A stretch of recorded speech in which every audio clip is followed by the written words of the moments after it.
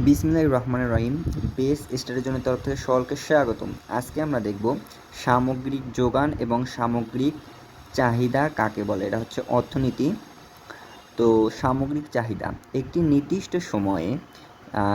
নির্দিষ্ট সময়ে কোনো একটি দেশের সকল মানুষের ভোগ ব্যয় সি, বিনিয়োগ ব্যয় আই সমষ্টিকে বলা হয় সামগ্রিক চাহিদা।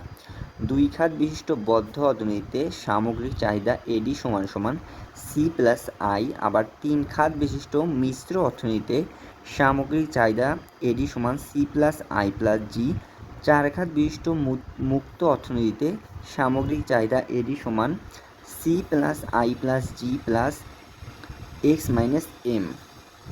আর সামগ্রিক যোগান কোনো দেশে নির্দিষ্ট সময়ে সকল উৎপাদন ক্ষেত্র থেকে যে পরিমাণ পণ্য সেবা সামগ্রী উৎপাদিত হয় তার সমষ্টিকে বলা হয় সামগ্রিক যোগান।